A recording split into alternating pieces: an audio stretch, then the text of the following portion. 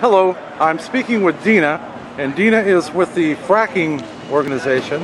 What can you tell me about fracking and what you guys are doing? I'd like to say it's more of the anti-fracking organization, okay. But basically we're just here to spread the word. I find that most people don't really understand what fracking means. It's hydraulic fracturing. It's a means of drilling that they are pushing a lot of toxic chemicals into the ground.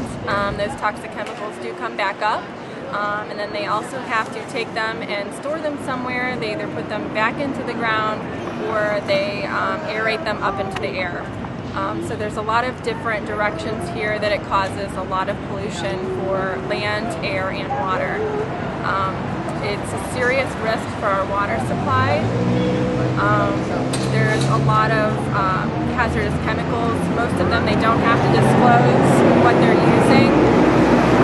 They're able to go 100 feet from railways, other people's property that have not leased out their land. Right now there's a lot of land in Ohio that are state parks that we're definitely trying to fight for to keep frack free. So far, I know just a couple days ago, Canton, Ohio, they said no to fracking in their city parks.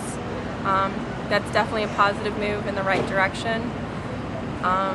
You know, just as citizens and people of Ohio, we need to speak up and say no more fracking. We need to ban it. We need to regulate this industry. They have no regulations, no EPA standards to follow, and it's putting everyone's health at risk. Thank you so much for your time. Thank you. I think you should interview her too. Yeah! Okay. Hi, how are you today? Good. I'm speaking to? My name's Colleen Unroe, and I live in Hudson, which is about 20 minutes north of Akron.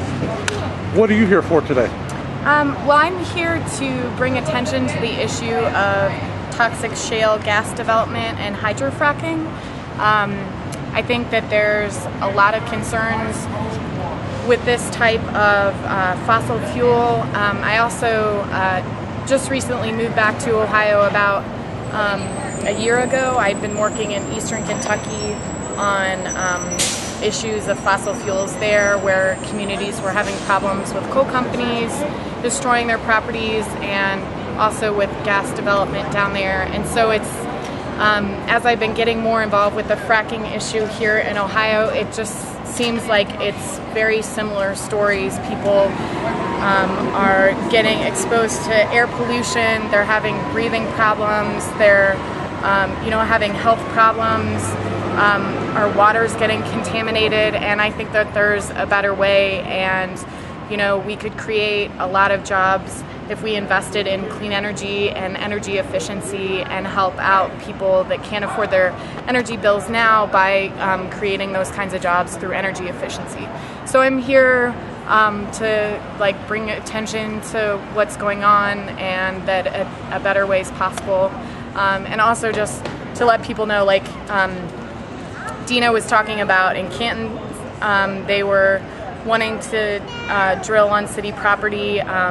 Stowe, the neighboring community to me, they're considering putting in a gas well. Well, actually, there was a gas well that was put in on a church property, and it was drilled and it wasn't deep enough to produce, so it's essentially an illegal gas well right now because they went forward and they drilled deeper even though they didn't have the acreage. So now they're trying to get the city council to lease them some mineral rights, and it's like 3 miles from my house, and so we're trying to get that stopped, saying that that's a really bad idea, and we don't want that in our community, and we don't want that in Stowe because it's gonna affect me just down the road. So, and it's not just Stowe, it's not just Canton, it's all over Northeast Ohio, and it's all over the state, because one of the other problems is injection wells, like what happened in Youngstown over the holiday when people, there were 12 different earthquakes as a result of injection wells. Thank you so much for your time. Thanks.